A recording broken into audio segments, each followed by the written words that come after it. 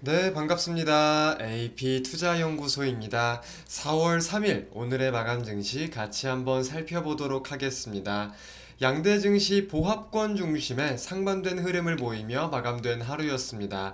코스피는 0.18% 하락 마감하였지만 코스닥은 0.88% 상승 마감하였는데요.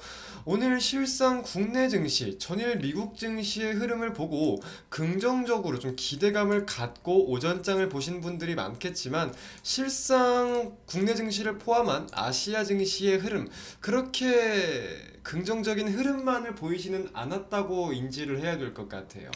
그 중심에 어떤 내용들이 있었냐라고 살펴본다면은 오펙 플러스의 깜짝 감산에 대해서 살펴볼 필요가 있을 것 같습니다. 지금 이게 어떤 내용이냐 간단하게만 좀 살펴보면은 자, 오펙 플러스 국가들이 다음 달부터 즉 5월 달부터죠. 하루 116만 배럴의 자발적 감산을 결정했다. 라고 지금 나와 있습니다. 그래서 이런 내용을 가지고 지금 국제유가가 어떤 상황이냐고 한다면 국제유가 WTIU를 기준으로 좀 선물 지수 차트를 보면은 갑작스레 급등세가 나오면서 현재 5% 가량의 상승 흐름을 보이고 있는 상황이에요. 그렇죠? 우리가 이 가격에 대한 원리를 간단하게만 살펴보면은 결국 수요와 공급을 함께 생각을 해볼 수가 있는 건데 예를 들어서 수요는 100개야. 100명이 이 상품을 찾는데 공급되는 거는 10개밖에 없다고 하면은 점차 프리미엄이 붙을 거고 찾는 사람은 10명인데 물건은 100개 이상이 공급이 된다고 하면은 반대로 할인이 점점 들어가겠죠.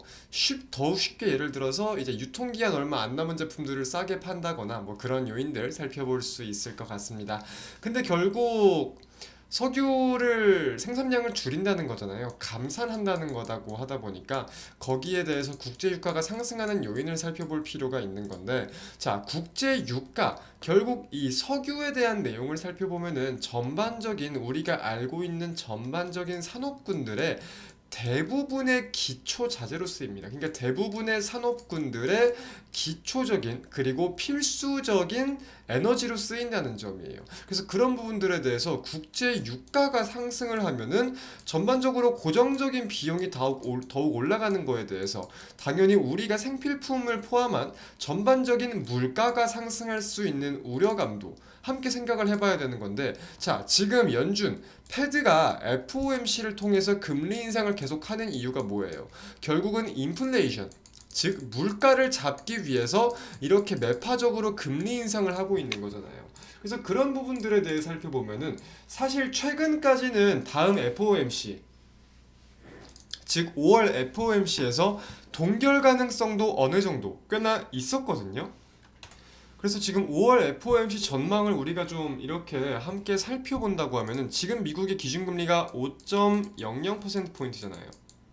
그래서 동결에 대한 가능성이 원래대로는 계속 되게 높았어요. 전주는 83%, 전날은 51%, 근데 현재는 35%죠.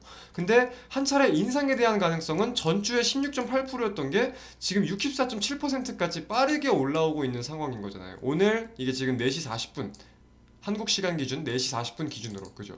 이런 부분들에 있어가지고 저는 국제 유가 감산에 대해서 물가 상승 촉진 여기에 대한 우려감이 지금 굉장히 빠르게 반영이 되고 있다라고 판단을 하고 있습니다. 그런 부분들에 대해서 우리가 조금만 더 깊이 있게 들어가 본다고 하면은 결국 달러 원 환율도 함께 오르는 상황인 거예요. 달러는 대표적인 안전자산이잖아요. 대표적인 기축통화, 안전자산으로 꼽힙니다. 그런 부분들에 대해서 물가가 오른다, 인플레이션, 금리 인상, 우려감이 깊어진다.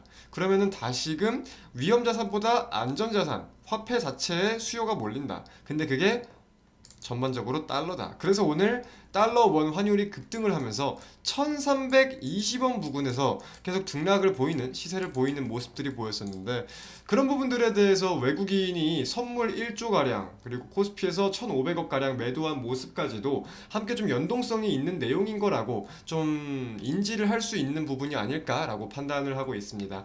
그럼에도 코스닥은 0.88% 상승을 했어요. 아무래도 2차 전지 관련주들의 이 광기라고 표현을 해야 될지 모르겠는데 꺾일 줄을 모르는 거죠, 사실은. 2차전지 관련주들이 일단 기본적으로 꺾일 줄을 모른다라는 점에서 지수가 영향을 계속해서 받고 있는 상황은 우리가 인지를 할 필요가 있지만 오늘 미국 증시가 어떤 흐름을 보일지 모르겠습니다. 일단 선물 지수 같은 경우는 계속해서 좀 낙폭을 보이면서 나스닥100 선물이 지금 0.67% 하락하는 흐름인데 오늘 밤 해당 국제 유가에 대한 내용을 가지고 미국 증시가 하락을 한다면 내일 오전 국내 증시도 좀 어느 정도 영향이 있을 것 같다라고는 어느 정도 가능성을 인지할 필요가 있겠다라고 좀 인지를 하셨으면 좋을 것 같고요. 이제 그런 와중에 한국은 무역 수지가 계속해서 좀 부정적인 모습들을 보이고 있습니다. 이제 올해 1월달, 2월달, 3월달 이제 무역 수지의 적자에 대해서 계속 집계가 되고 있는데 확인을 해보니까 굉장히 수치가 지금 안 좋은 상황으로 악화일로를 걷고 있는 상황이다. 지금 그래서 올해 무역 적자를 좀 살펴보니까 지난해 절반에 육박했다고 합니다, 거진. 작년 2022년 자체도 연간 무역을 따져보면은 14년 만에 적자였었는데 그 적자의 폭 절반을 벌써 올라온 거예요. 수치가 그만큼. 그런 점에 대해서 경기 침체 우려감까지 좀 깊어지다 보니까 이제 흔히 스태그플레이션이라고 말하는 내용에 대해서 우리가 좀 어느 정도 인지를 할 필요가 있을 것 같은데 결국 저는 지금 핵심적으로 보는 부분이 이 160만 배럴, 하루 160만 배럴 감산에 대해서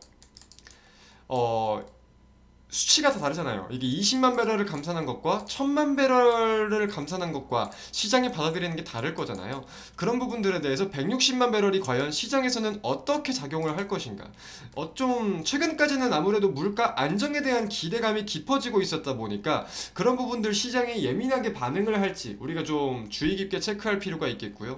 동시에 중국 같은 경우도 이제 민간 PMI 지수가 좀 시장의 예상치를 하회했습니다. 딱 기준선 50에 나왔는데 이게 50을 넘으면은 활황, 50을 하회하면은 수축, 경기 수축, 활황 이렇게 해석이 되거든요. 근데 시장의 예상치가 52 정도가 좀 넘어선 것 같은데 50이 나왔다라는 점에서도 우리가 인지를 할 필요가 있겠다. 그래서 지금은 사실 약간 양방향성에 대한 우려감이 계속 있는 상황이에요. 이런 경기 지표들이 안 좋게 나올수록 어찌 보면은 물가 상승 압박은 없는 거긴 없는 건데 침체에 대한 우려감을 또 인지를 해야 되는 거고 이런 게 오르면은 경기가 좋아지는 것은 맞지만 결국은 물가 상승을 도래한다는 점에서 FOMC 금리 인상이 지속될 수 있는 가능성을 인지해야 되는 거고 그런 부분들에 대해서 이게 시장이 반영을 안 하면 좋은 건데 어찌 보면 우리가 주식의 매력을 느끼기에는 계속해서 다시금 작년처럼 반영을 한다면은 어찌 될지 모르겠다라는 점 가능성을 좀 인지하면서 마감 증시 영상 마치도록 하겠습니다.